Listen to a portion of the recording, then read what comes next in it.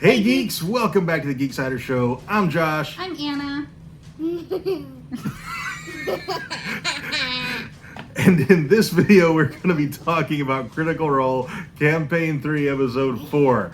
So if you haven't seen it yet and you want to avoid any spoilers, skip this video, come back later, because everything we say from this point forward is going to be a spoiler. Most of this episode was investigation. It started off with Imogen and Laudna looking for Bertrand, trying to find Bertrand's room. That was kind of amazing. Just banging on every room because the dude wouldn't tell them what room that Bertrand was in. So they eventually, of course, they found his body. And what I thought in hindsight, because I didn't notice it the first time through because I had forgot this about Bertrand, he kind of left Vox Machina on bad terms. The last thing I remember Bertrand saying to Vox Machina is, "I never want to see any of you again," or something to that effect. And that's where they're sending his body to Whitestone. I'm like, we're never going to find out, I think, what happens when it gets there. I mean, but they're sending it to Whitestone, so there is a chance that Percy will write a letter to them. Yeah. But I don't think Percy will tell them that he wasn't welcomed. I don't think he would do It's that. going to be like received, and that's it. Yeah. Body received. Thanks.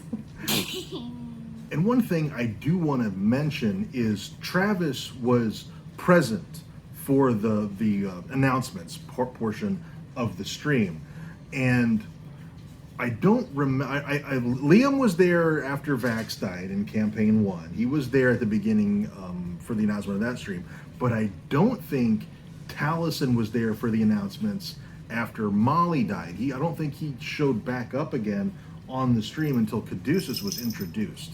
Yeah, I remember it that way too, but we could be wrong. It's been a while. Yeah, so let me know if I'm misremembering it in the comments. But and not like there's a message, because Travis was in there for the announcements. But I do think they want to have Travis's face on screen, just so. I mean, let's face it. There is a toxic portion of the Critical Role fandom. And I think if Travis I think if Travis just wasn't there at all for 6 or 8 episodes, I think that portion of the fandom would lose their minds. So I think they're trying to alleviate some of that, but it all depends on how long Travis is going to be gone as to how upset that part of the fandom gets. Yeah, that's interesting. I didn't think that. The fact that he was part of the announcements and then his character didn't show up in the show makes me think that his character is not showing up in the show for a while. Like, I don't think it's going to be like 1 or 2 episodes. I think it might be a little while. And I think that's probably why he was there. Yeah, and I don't know. So we see his face, so he's still part of the show. Yeah. Without being. And so it kind of like there's almost like a buffer. There having him there for the very beginning and then stepping off. But I mean, there's a fan theory out there that Travis's next character is the Anger, and it very well could be. But it could also be that Afric? No, Advic. Advic, that's it. Advic. Because when I spelled it on Twitter, it corrected to Advil. So yes, it's Advic. Was it It's Advic. or Advi or something? It's Advic. Yes. So it could be that person as well. But seriously, we have no idea. We have no idea, and every single time an NPC gets name dropped, but we haven't met them yet, we're like, ooh, is that going to be Travis's character? Is that gonna be Travis?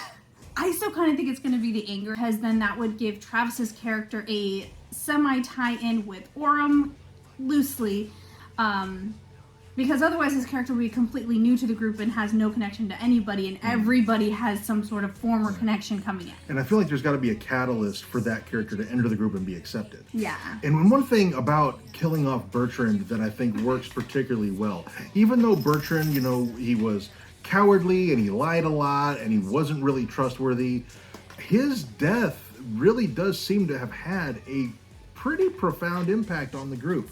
So some of them. On some of them, yes. and definitely more than others. Like Ashton, obviously, not really care at all. So much.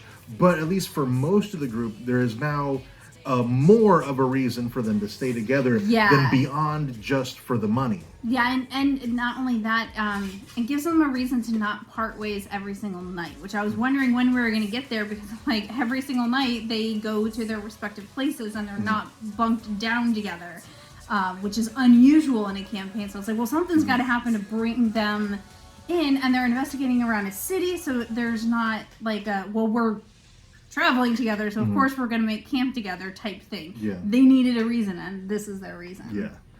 I do want to mention Orem going down the chute in the inn, and it goes down who knows how far. The thing pinged at 1,200 feet. Yeah. So I mean, that might not even be the bottom of it. It might have hit a wall or something. So it could go even further than that. But the coin.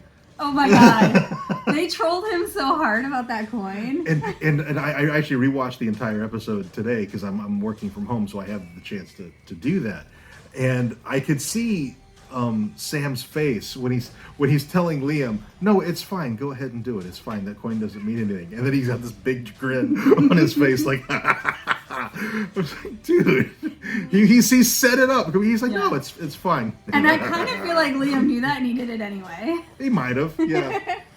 And also Imogen, and I want to get your take on this, because it seems like Imogen's recurring nightmare that she has, this is the first time I think that somebody else has been in the dream. That's what she says. And she always hears her mother's voice. And this time she saw Bertrand walking into the storm. That to me says family. What do you think? That's possible. We don't know enough about Imogen's backstory.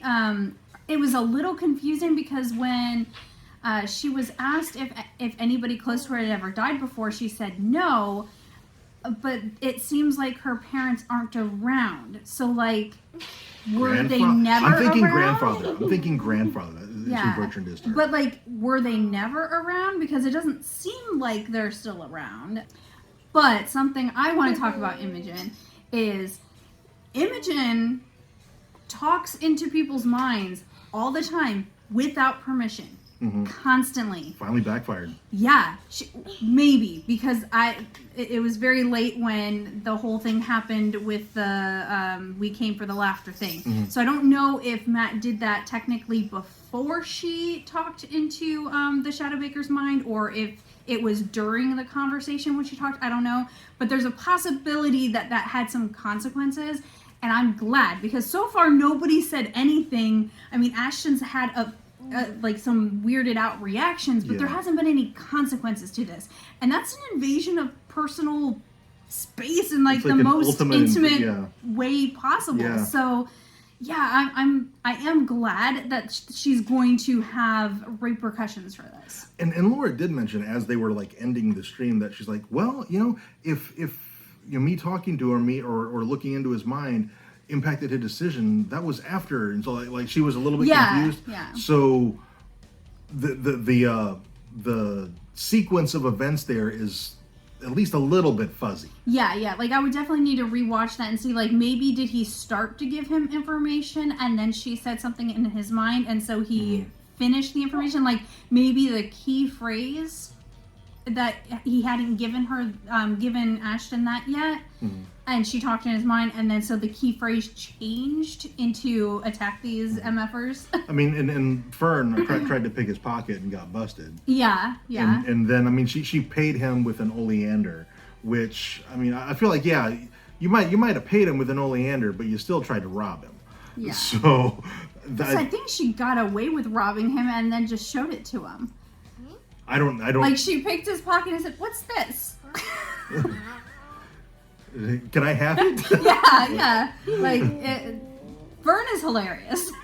Ashley, it's so just clear how much fun she is having playing Fern. Yeah. And I feel like Fern is probably closer to Ashley's real personality. Yeah, I get that too. Yeah. So in this episode, we got the name, and it seems like the actual name of this dwarf, which was a little wild. I totally thought it would be an alias for sure. Yeah. That's what I thought, but apparently that's his actual name.